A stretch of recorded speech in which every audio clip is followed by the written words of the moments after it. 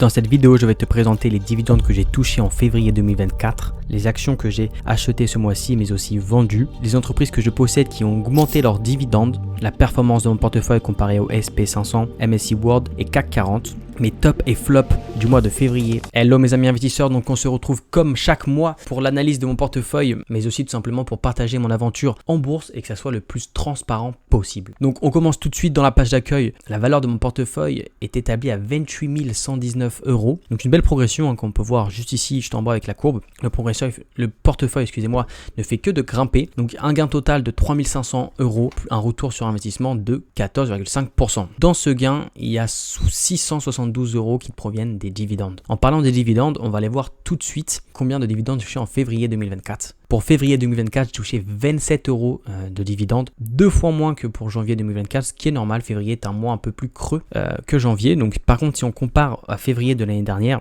j'avais touché 14 €, donc c'est presque un x2 de dividendes. Et on peut voir l'évolution des dividendes de mois en mois. On peut voir tout simplement un graphique qui est en croissance. Concernant les dividendes touchés, donc on peut voir ici les détails des entreprises qui m'ont versé des dividendes. Donc on retrouve American Tower avec 6 €, ABBV avec 3 €, Realty Income avec 3 €, AT&T 3 €, Starbucks 2,78 €, Caterpillar 2 €. Voilà, quelques petites entreprises. Aussi une ancienne position que j'ai vendue, donc on va aller voir maintenant. Donc qui m'a versé au mois de février 1,69 €, donc mon dernier dividende concernant cette action. Concernant les achats, j'ai investi pour 1650 €. Donc j'ai acheté 2 actions American Tower, donc avec un PRU de 195 $. Et donc je me suis procuré une nouvelle action du nom de Meta, donc Facebook, anciennement Facebook. Vous connaissez sans doute l'action. Donc je ne sais pas si ça intéresse des personnes, j'ai pas fait de vidéo, mais je pourrais faire une vidéo qui explique le choix de pourquoi je me suis tout simplement décidé d'entrer sur l'action Meta. Et ensuite 1,3 actions de The Home Depot. Cet achat d'actions provient de la vente d'actions. Donc je vais vous montrer juste ici quelle action j'ai vendue pour le mois de février 2024. C'est la vente de Lowe's.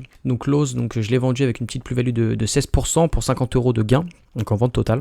Donc la vente de cette action m'a permis tout simplement de racheter The Home Depot. Donc si ça vous intéresse, il y a une vidéo qui va sortir la semaine prochaine concernant ce choix. Pourquoi j'ai vendu Lowe's pour renforcer The Home Depot. Donc maintenant, on va aller voir l'augmentation des dividendes. Donc c'est tout simplement les entreprises qui augmentent leurs dividendes. Donc si une boule de neige est tout simplement votre portefeuille, elle va grossir et grossir. Et cela est primordial d'avoir des entreprises qui augmentent leurs dividendes. Donc en augmentation, on a eu Total Energy. Donc vous allez remarquer beaucoup d'actions françaises parce qu'il y a beaucoup d'actions françaises qui ont donné leurs résultats annuels ce mois-ci, ce mois de février. Donc Total avec une augmentation de 7%, 3M 1%, Coca-Cola 5%, The Home Depot 8%, AXA 17%, Air Liquide 8% et Arkema 3%. Donc très content d'avoir eu ces augmentations de dividendes. Un peu déçu pour Arkema et 3M. Pour 3M c'était prévisible, pour Arkema c'était un peu moins prévisible même s'ils n'augmentent pas leurs dividendes incroyablement. Mais quand même Arkema sur les 5 dernières années c'est 7% d'augmentation. Mais en tout cas extrêmement content de l'augmentation d'AXA qui a augmenté de 16% de son dividende. Air Liquide 8%, Coca-Cola 5%. Normalement ils augmentent à peu près autour de 4%. Donc là c'est une très jolie augmentation. Et Total Energy aussi qui a augmenté de 7%. Une excellente augmentation. Et maintenant on va aller comparer la performance de mon portefeuille avec les autres indices. Donc on peut voir alors d'aujourd'hui, donc là on est début mars, parce que je tourne la vidéo un peu tard, mais en tout cas mon portefeuille bat toujours le CAC 40. Donc, si j'avais investi en tout cas au même moment que j'investis sur le CAC 40, et ben en tout cas je battrais cet indice. Concernant le SP500, il me met plus 5%, la MSCI World un petit peu moins, un peu plus de 4%. Donc c'est que ça fait quand même des différences. Là actuellement à mon niveau, voilà, le SP500 me met plus 1300 €. Donc c'est quand même pas négligeable. Mais bon voilà, c'est le jeu de jouer en stock picking. Concernant maintenant la performance du mois, mon portefeuille a fait plus 3,79. Le SP500 a fait 1 point de plus. Le MSCI World a fait presque 2 points de plus. Et le CAC 40 a fait 1 point de plus. Donc en moyenne mensuelle, le SP500 est à 4,10, 4,49 pour le MSCI World et 2,64 pour le CAC 40. Donc je bats uniquement le CAC 40 pour l'instant. Maintenant on va aller voir du coup les tops et flops du mois de février. Donc en top on va voir Meta avec plus 27%. Donc j'ai profité de ce petit plus. Broadcom qui continue de se performer incroyablement. On va aller voir d'ailleurs après mes actions technologiques juste après. Texas Roadhouse plus 16%. Warner Bros plus moins 17%. Donc c'est une petite part de mon portefeuille, ça représente rien du tout.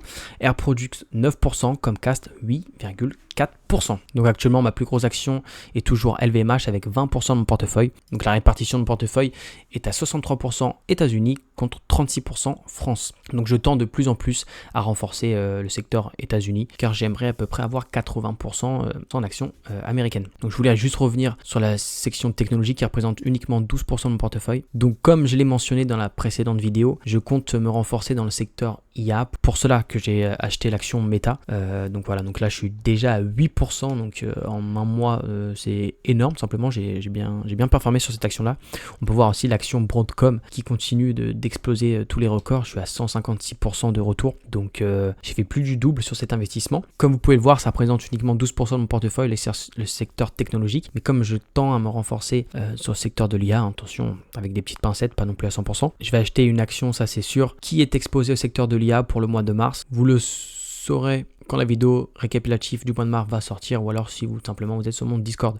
Donc c'est tout pour la présentation de mon portefeuille pour le mois de février. Donc je suis assez content de voir l'allure du portefeuille qui fait que de grandir mois après mois. Donc là c'est vrai qu'on est vraiment très haut en termes de capitalisation boursière, hein, en tout cas du marché. Mais dans tous les cas, il est important de continuer à investir malgré un marché haut. Il y a énormément d'études qui montrent qu'investir au plus haut est plus favorable qu'attendre et essayer d'aller choper un dip du côté du marché. Donc c'est pour ça que j'investis encore mois après mois. C'était tout pour ce mois-ci. Moi je vous dis tchuss!